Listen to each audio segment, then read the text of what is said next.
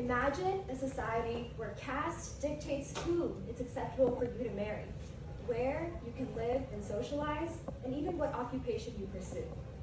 But not just caste, religion as well. Imagine a society where religion governs which communities you can be a part of, and which sacred spaces and temples you're allowed to set foot into.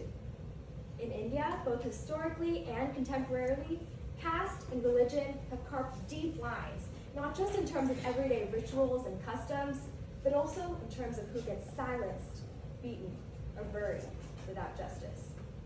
They're identities, but they're also battlegrounds. And yet somehow, those very lines all seem to blur deep within the Periyar Tiger Reserve in Kerala, India, where millions of people from all different walks of life come together to trek barefoot on these trails, follow the same 41-day ritual period, and address each other all the same, as Ayyappa. They are headed to the Sabarimala temple, one of the most visited pilgrimage sites in the world, and the abode of Lord Ayyappa, the Hindu god of self-discipline, inner strength, and unity. And in this sacred space, it doesn't matter what caste you're born into or what God you pray to for the rest of the year. You are accepted. Hi everyone, my name is Anjali, and I'd love to share with you my research, Sabarimala as a Sacred Commons, where devotion defies division. And for my study, I wanted to fill a gap in our understanding of the pilgrimage, specifically the voices of the devotees themselves. I wanted to understand the reasons that compel pilgrims to return to the trek year after year and get a better sense of the extent to which we can understand Sabarimala as this unifying force within the larger polarized climate of India. Based on my findings, I'm arguing that Sabarimala is a model of a sacred commons. That is, a spiritual space grounded in a shared transformative journey that transcends both class and religious divides. And dissecting the aspects of the pilgrimage that help us characterize it as a sacred commons has profound implications in understanding how we can bring people together in our own divided society today. So to start my methods and findings, I first want to convince you of why I believe this pilgrimage is such a transformative experience. One pilgrim, Malapi Mahadevan, shared with me, "I have no words to say. I can't express my feelings there. I felt something. All of us pilgrims, we felt something in our bodies. Lord Ayyappa gives complete blessings and discriminates against no one." Now this quote was particularly powerful to me because she had told me that upon reflecting on her very first pilgrimage experience to Sabarimala. She told me that she physically felt weak, like she didn't have the strength in her to reach the hilltop. But in channeling the communal spirit of the pilgrimage, in finding strength in the strength of others, and joining along with their chanting, she felt the experience like magic, like it was something she'd never experienced before. Another pilgrim by the name of Suresh shared, "All our sins, our expectations, our desires, our addictions, they're all gone. It's like we're a renewed human being." And this sense of transformation, of renewal you're hearing pilgrims describe in their stories ties directly to the fact that the very first thing pilgrims see when they finally reach Sabarimala is the word Tattvamasi, written in both Malayalam and Hindi and Sanskrit on the temple's entrance. And it's a reminder to pilgrims that the long journey they've come, something they've come to see, it's all within themselves. And I believe that spirit of transformation, of self-reflection and contemplation is integral to any place we can consider calling a sacred commons. Beyond this, Sabarimala is one place where all religious divisions temporarily dissolve. Each of the 5 pilgrims I spoke to all share their unique and rich stories and experiences of friendships they made with Muslims and Christians along the way. And one story in particular that stood out to me was Mahadevan going on the pilgrimage with their family's Christian driver by the name of Dominic.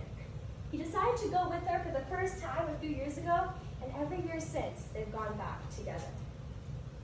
Another powerful story is the story of Dr. K.J. Yeshudas, one of India's most renowned singers, both historically and today. And him and his wife are here right in front of Lord Ayyappa, and they come from Christian faith. But I think you'll see in this video that their devotion and their attachment to Ayyappa and the pilgrimage itself speaks volumes. Sharanamayappa, Swami Sharanamayappa, Sharanamayappa, Swami Sharanamayappa, Vishwamo. know the clip was short. What I hope you saw was that all the devotees, they all stopped to just watch and appreciate Yeshudas singing in front of Lord Ayyappa, a devotional song by the name of Hari Vidasana. It's a song sung in his voice that plays every night to mark the end of the day at the temple. And it's also deeply personal to me. It's a song that my dad sang to me all the time growing up.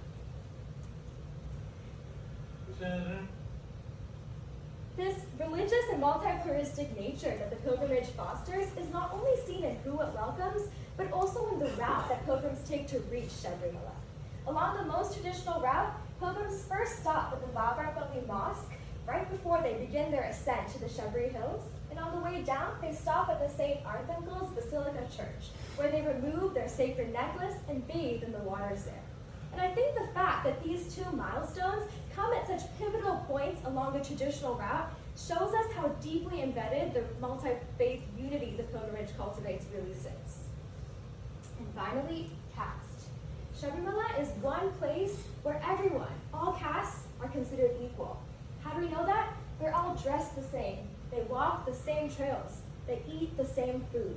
They pack with them the same offerings for Lord Ayyappa. There's physically no other way to reach Sabarimala than by trekking along these trails, and they pull each other up the whole way. And that starkly contrasts with many other religious experiences in India, where if you're privileged enough, you can pay money to get more luxurious or expedited services. And I think it's beyond India as well. I'm thinking about Frenchie's pilgrimage and the stories that she shared with us.